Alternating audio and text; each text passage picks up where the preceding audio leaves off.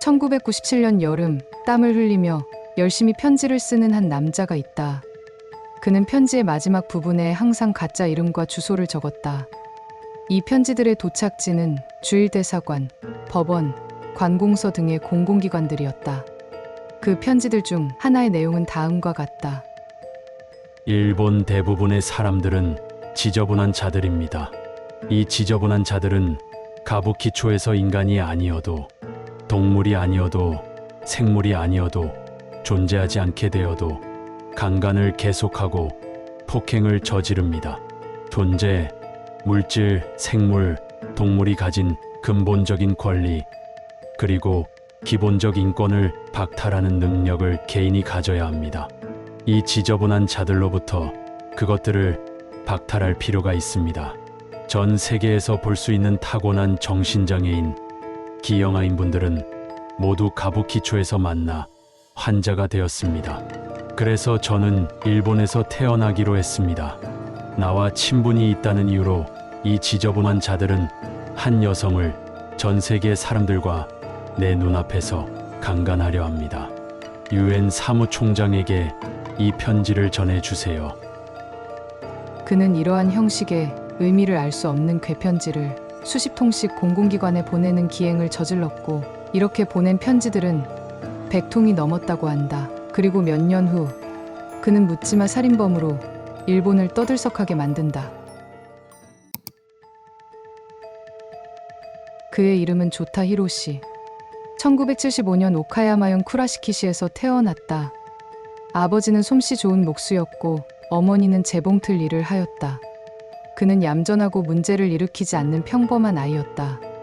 그가 초등학교 5학년 정도 되었을 때 아버지는 돌아가신 할아버지께서 남겨준 땅을 팔아 큰 돈을 거머쥐게 되었다.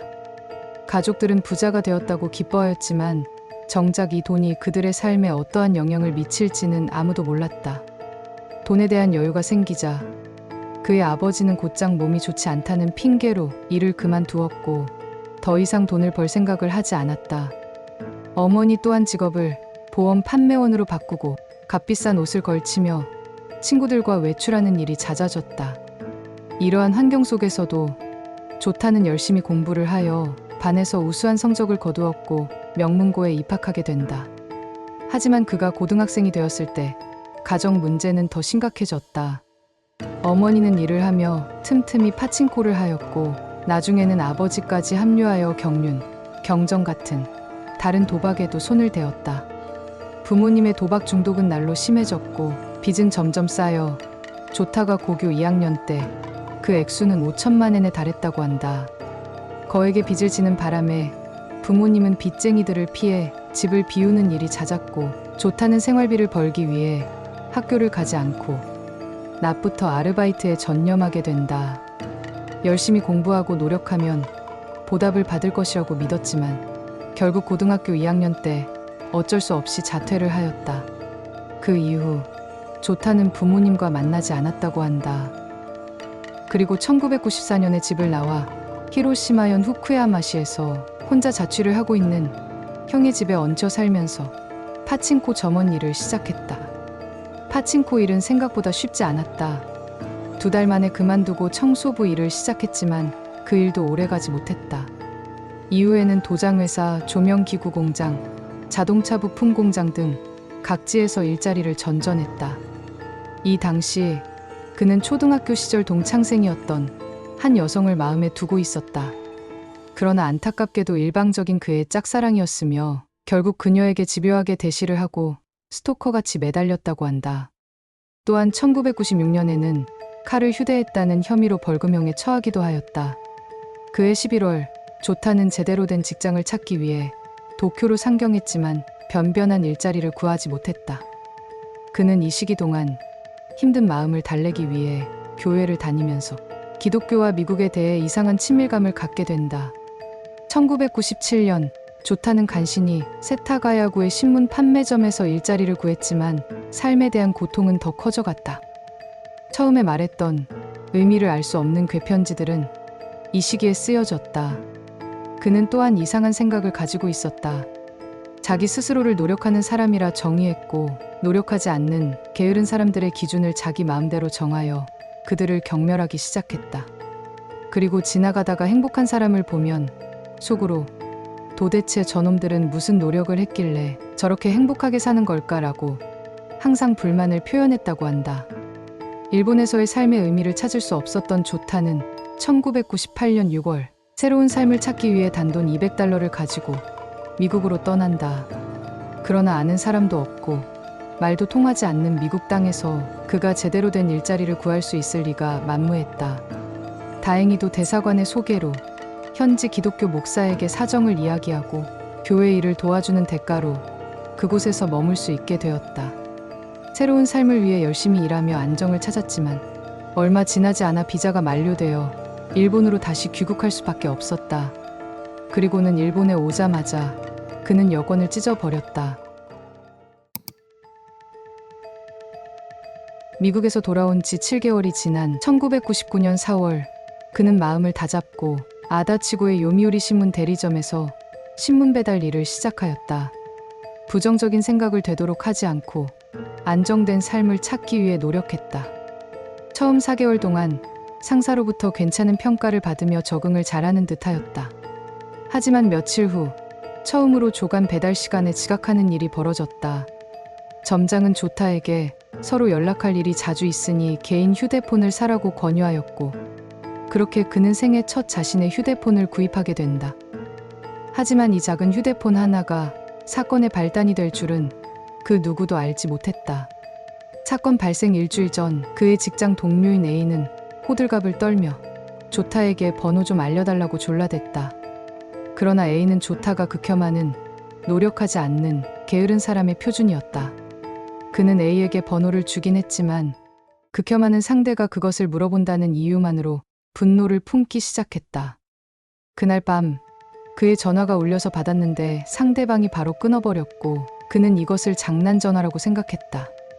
그리고 즉시 회사 동료인 A를 떠올렸으며 그의 부정적 감정은 더 커져갔다. 이것을 계기로 여태 참아왔던 분노와 절망감이 결국 폭발하였고 게으른 사람과 일하고 있다는 사회적 불평등에 짜증이 났다. 이윽고 이 노력하지 않는 사람에 대한 분노는 곧 거리를 지나다니는 무고한 사람들에게 향하게 된다. 그는 3일 동안 출근도 하지 않고 방 안에서 무언가를 계획하며 시간을 보냈다. 1999년 9월 8일 조타는 살인을 예고하는 용지를 아파트 현관문에 붙이고 집을 나섰다. 그리고는 지하철을 타고 이케부쿠로역으로 향했다. 오전 11시 35분경 조타는 선샤인시티로 이어지는 지하 통로에서 조용히 에스컬레이터를 타고 지상으로 올라왔다. 그리고 나흘 전 공구점에서 구입한 칼과 망치를 검은색 봉지에서 꺼내들었다. 오른손에는 식칼을, 왼손에 망치를 쥔 그의 모습은 수요일 낮 쇼핑센터에서는 보기 드문 광경이었다. 그 순간 조타는 짜증나, 다 죽여버릴 거야 라고 소리치며 사람들에게 달려들었다. 첫 번째 희생자는 전자제품을 사러 가기 위해 에스컬레이터로 올라오던 노부부였다. 아내인 스미요시 카즈코를 칼로 여러 번 찔러 살해한 뒤 남편 스미요시 나오시를 둔기로 때리고 칼로 찔러 부상을 입힌 뒤 달아났다. 건물 안에 이곳저곳에서 비명소리가 들리기 시작하였다. 다음 희생자는 남편과 함께 선샤인시티에 있는 여권센터로 향하던 29세 여성이었다. 그들은 돌아오는 길에 관내 수족관에 들르자고 상의하고 있었다고 한다. 그녀는 달려오는 조타를 피하려고 했지만 그가 휘두른 칼에 왼쪽 허리 부분을 꽤 깊숙이 찔려 쓰러졌다. 그런 뒤에 이케부쿠로역 방향으로 가면서 고등학생 4명 중 3명에게 흉기를 휘둘러 상해를 입혔고 이후 2명을 더 다치게 하였다. 이 사건으로 인해 총 2명이 사망하고 6명이 부상을 입었다. 그 후 조타는 이케부쿠로역 앞에서 시민들에게 제압되었고 뒤이어 신고를 받고 출동한 경찰의 현행범으로 체포되었다. 이 사건은 모든 일본인들에게 충격을 주었다. 아무 죄도 없는 사람들이 한 사람의 분노로 인해 이유도 없이 희생당한 것이었다. 조타에게는 살인 및 살인미수죄, 총포 및 도검류 소지 위반 혐의가 적용되었고 검찰은 그에게 사형을 구형했다. 그의 변호인 측은 사건 당시 그에게 조현병 유사 증세가 있을 가능성을 근거로 심신미약을 주장하였다. 하지만 법원은 그가 흉기를 구매할 당시 의심받지 않기 위해 범행과 관련 없는 제품들을 함께 구매한 점을 미루어 볼 때 살인을 위해 계획적이고 합리적인 행동을 한 것으로 보여졌기에 변호인 측의 주장을 일축하였다. 2002년 1월 18일 도쿄지방법원에서 열린 1심에서 재판부는 검찰 측의 구형대로 사형을 선고했다.